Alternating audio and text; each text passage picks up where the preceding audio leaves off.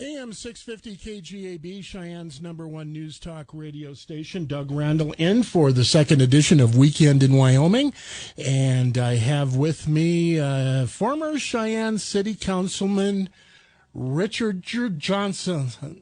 And Richard's in here this morning talking about why he thinks we need a city manager in the city of Cheyenne. Is that right, Richard? That is correct. First of all, I'm not sure everyone understands what the difference is between a city manager and a city administrator. They're not the same thing, are they? No, and that's what you and I had kind of discussed before coming on is it just depends on how the actual ordinance is drafted on what it does.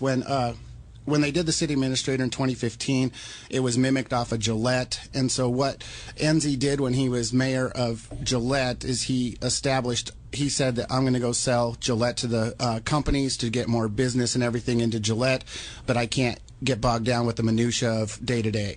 And so he got the city administrator. And so the city administrator is very similar to like a chief of staff that they monitor the day-to-day basis, so that the mayor, and if you're still going to have a strong mayor form of government, granted, a lot of the duties, you still had an elected official. Where a city manager pretty much wipes that position out. The manager would be hired by the city council through a vetting process of applicants and things like that. And then they would, they basically work at the, in the perfect world, the council represents the community, and therefore, through their elected officials, then they would have that vetting process through council members. A lot of people think that a city manager, you have no communication directly to the manager themselves, and that's why a lot of people got really spooked about a city manager versus a mayor, is because they think that they have that open conduit to the mayor directly, that they can just go down to the mayor's office and start venting.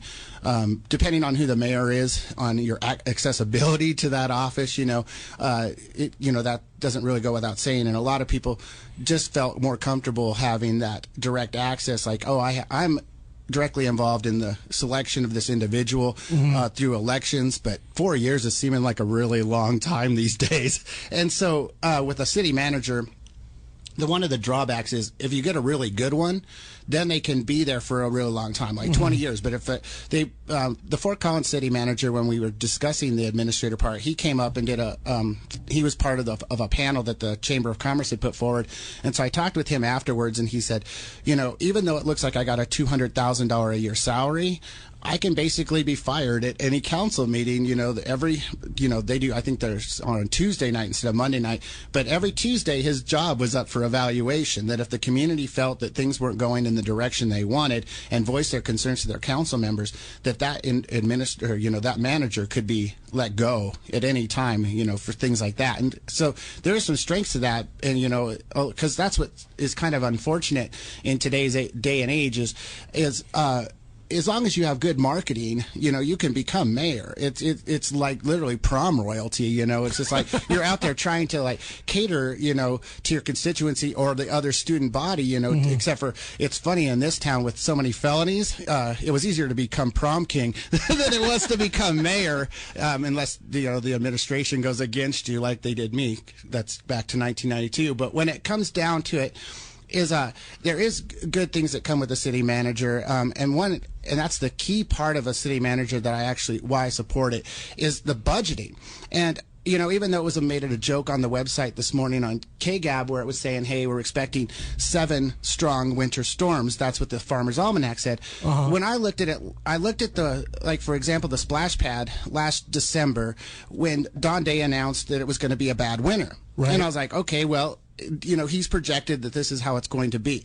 And it comes down to budgeting. In the splash pad, I didn't think that it was going to probably get complete in the wintertime, for a Memorial Day opening, because I followed Don Day and I was like, yeah, he knows weather better than I do, so he's probably right.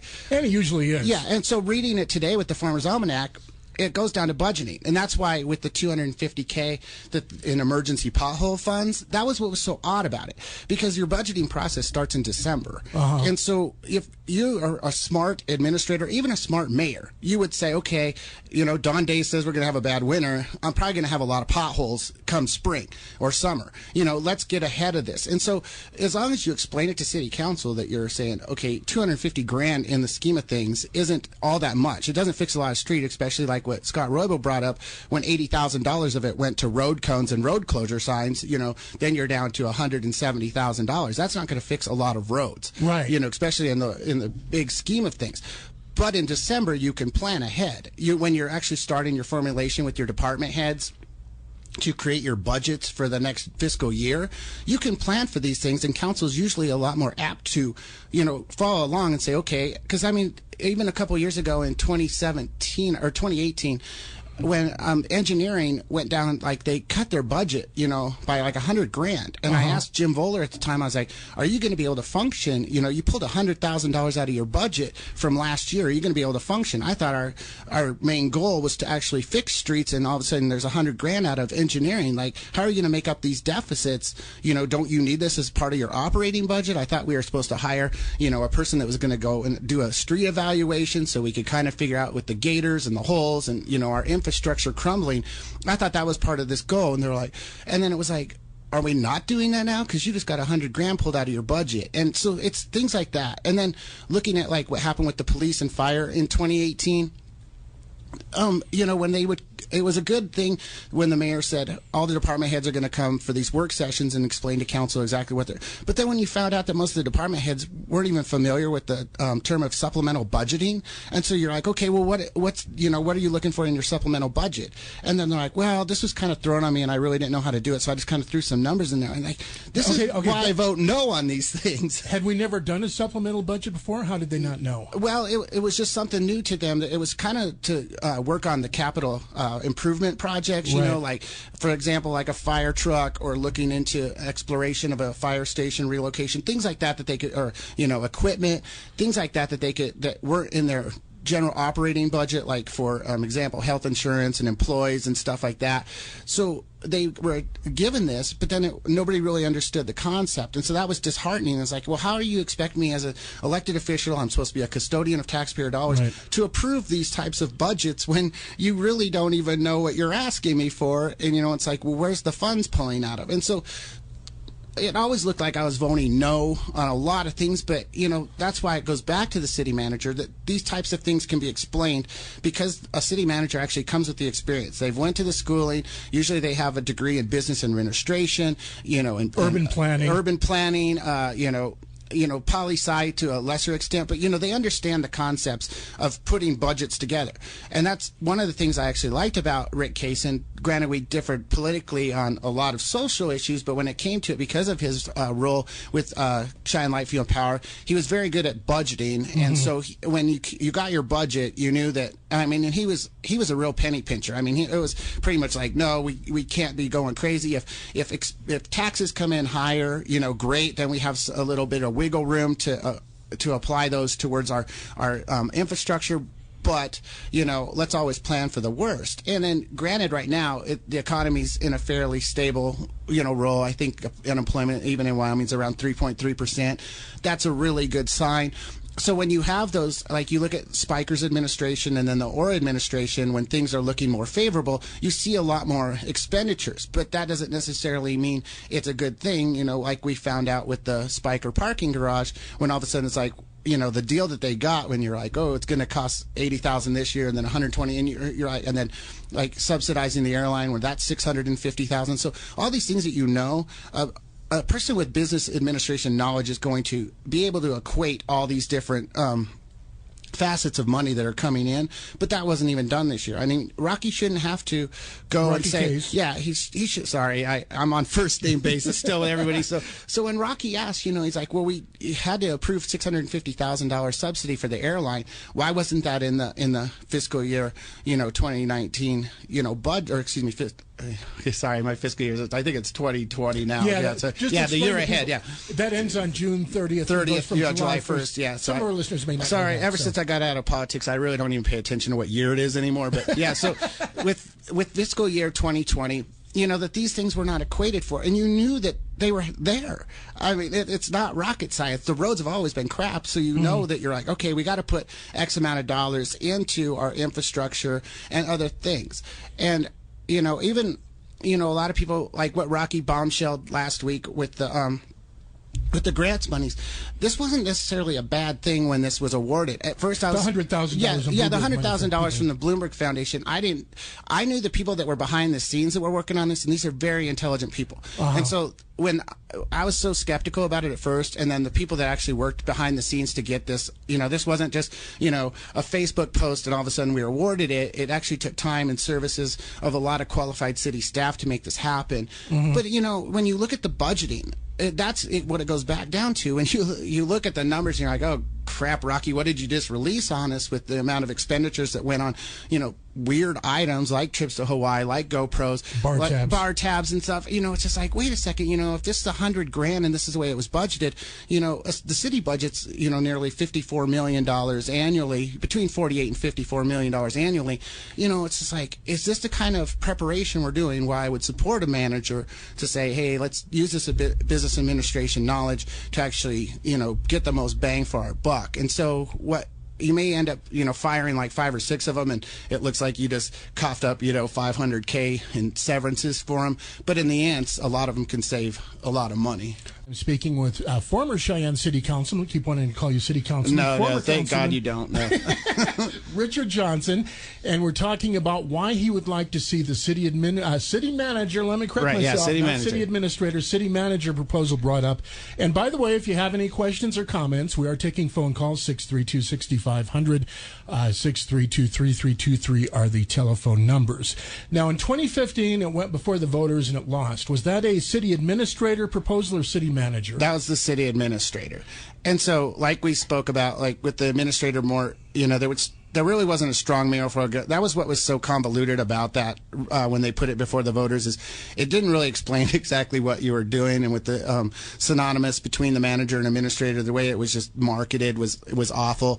And so that's why I've approached city council members that are currently there about this, and I said, you guys don't have to put it in front of the voters. I mean, it's a bad analogy, but I said, changing the charter ordinance to change the form of government from strong mayor to a manager is as simple as 6 votes. It's as simple as, removing spit off the sidewalks, and that's a bad analogy, but it's the same principle that what you do is you go in and you basically make a change to city code in regards to the charter ordinance, and really it would just take 6 members of city council and you could have a city manager.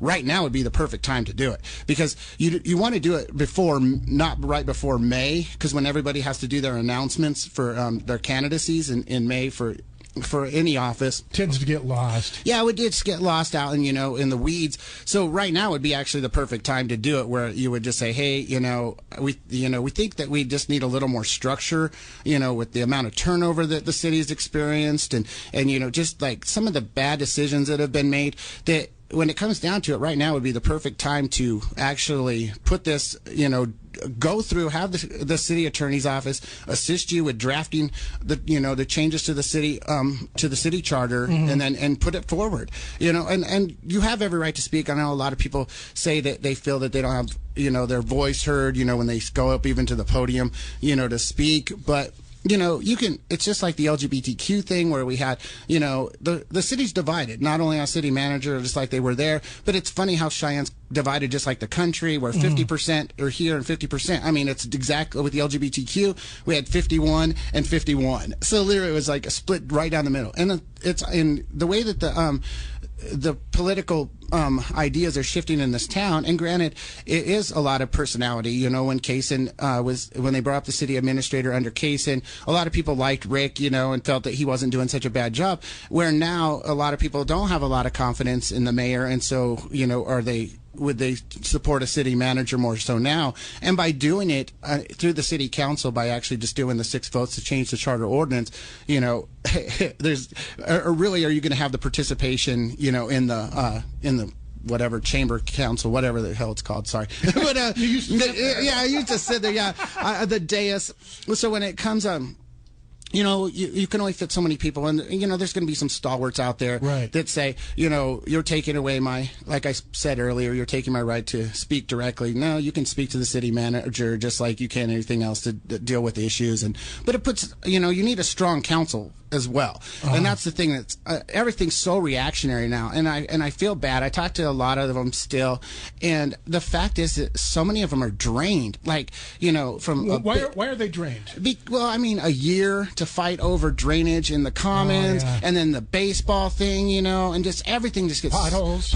Everything just gets so drained. Like all of us, I've spoke to with the exception of the guy that replaced me, I've spoke to everybody that I worked with, and everybody's just so fatigued. Like you can't even do anything proactive because you're so reactionary, dealing with all this nonsense every single day. And so all of them, ran for office because they were hoping they could do good things for their community. I mean, that's the solid thing that all of us always agreed on. That was like, we may differ on topics, but all of us wanted the best for our city as how we thought it could move forward.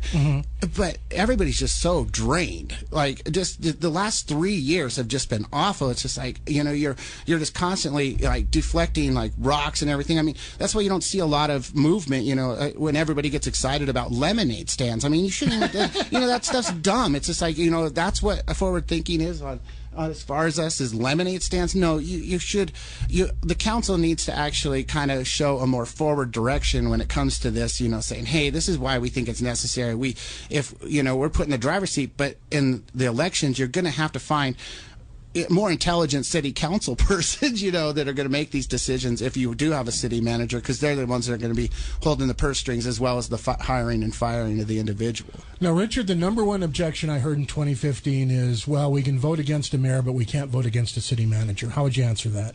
Really, when it comes down to it, you would still have your voice through your council members. And then it's funny because if enough people, like say just one of the scandals that has taken place in the 3 years, you could go to your city councilman and you're like, hey, I don't think that was etiquette becoming an official of the city, and then it could be put under an evaluation, and then you're like, if enough feedback came through council and everyone's like, that was a really horrible decision, then that person could be terminated. And you also, because they're a city employee, unlike an elected official, which is not a city employee, they do have to follow all those code of ethics in the employee handbook. They're under those guidelines the same as everybody else. That was one of the things I found out is, as an elected official, we were not a city employee. And so we really, when people talk about government ethics, besides state statute, we weren't really bound to much. We could, it was pretty much, you could do whatever you wanted.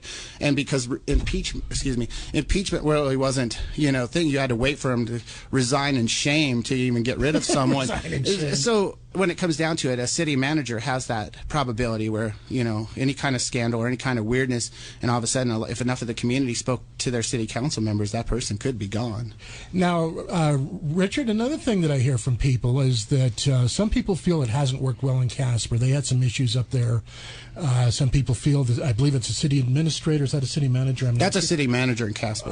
I believe that some people feel, and this is just an opinion, but it's something I've heard, some people feel that the city manager up there one time kind of ran amok. Right, but the one that was previous to him, I'm talking about John Patterson. I'll name names. Yeah. So, but the person that was previous to him, was there for a while, and then he went on to bigger and greater things with the state and stuff. And people still talk about him like, man, that guy, like, and you got to look at the time that he was there, late, but in the 90s and stuff, when oil and gas and all that and exploration wasn't really hot up in Casper, that they felt that he did a very good job. And but if you don't buck the system like the past administrator, but I think Cheyenne is like one of only like 2 or 3 really as far as major metropolitan areas. That's kind of an oxymoron in the state, but there's not many mayors left in the state of Wyoming, because Laramie has a manager and Casper has a manager, and then Gillette has the administrator, and so there's a lot of them that don't have.